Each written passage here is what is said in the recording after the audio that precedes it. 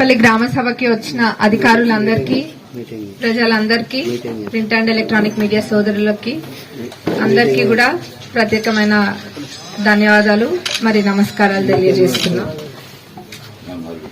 ఈ గ్రామ సభలు పెట్టడానికి మనది ఒక్కటే ఉద్దేశం, మన ప్రజాప్రభుత్వానికి ఉన్న ఒక్కటే ఉద్దేశం ఏంటంటే అర్హులైన ఎవ్వరు కూడా మిస్ కావద్దు, ప్రతి ఒక్కరికి అర్హులైన వాళ్ళకి అన్ని కూడా సంక్షేమాలు అందాలి అని చెప్పి ఇది పెట్టడం జరిగింది. ఎవ్వరు కూడా కంగారు పడద్దు, ఎవరో ఏదో చెప్పిండ్రని ఇంకెవరో ఏదో అంటుండ్రని ఎవరు కంగారు పడకండి. అర్హులైన ప్రతి ఒక్కరికి రేషన్ కార్డులు ఖచ్చితంగా వస్తాయి. ఈ లిస్ట్ లో ఇవే ఉన్నాయి, ఆ లిస్ట్ లో అవే ఉన్నాయి, ఏవి కూడా పట్టించుకోకండి. అర్హులైన వాళ్ళు ఎవరే పార్టీ అన్నది కాదు, ఎవరు అర్హులు అన్నది చూసి ఇచ్చే ప్రభుత్వము ఇందిరమ్మ రాజ్యము. ఇందిరమ్మ ప్రభుత్వంలో అర్హులైన ప్రతి ఒక్కరికి ఇస్తాం, అంతేగాని మొహం చూసి బొట్టు పెట్టాం గతంలో లెక్క. ఎవరు కూడా కంగారు పడద్దు. ఇదే కాదు, ఇల్లైనా ఏవైనా కూడా అదే విధంగా వస్తే అధికారులకు కూడా నేను చాలా క్లియర్ గా చెప్తున్నా అండి, ఏ అప్లికేషన్ కూడా మిస్ చేయొద్దు, అన్ని కూడా తీసుకోవాలి.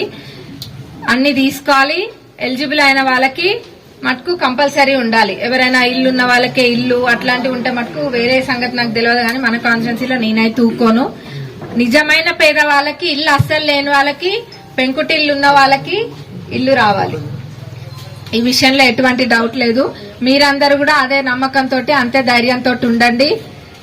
ఎవరికి ఏం ఇబ్బంది జరగకుండా మేము ఖచ్చితంగా మేమున్నాం, మేము చూసుకుంటాం. అధికారులు కూడా ఎక్కడేం మిస్టేక్ చేయొద్దు, ఎవరికి గ్రామంలో ఉన్న ఒక్కరికి కూడా ఇబ్బంది కలగద్దు. రేషన్ కార్డులది మటుకు మళ్ళా చెప్తున్నా, ఏది మిస్ కాదు, అందరికి వస్తాయి. అనవసరంగా ఎవరు తొందరపడద్దు.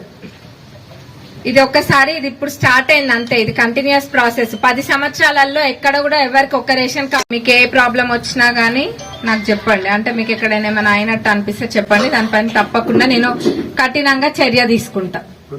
ఎవరికి మటుకు ఏమి ఇబ్బంది కలగద్దండి. Thank you.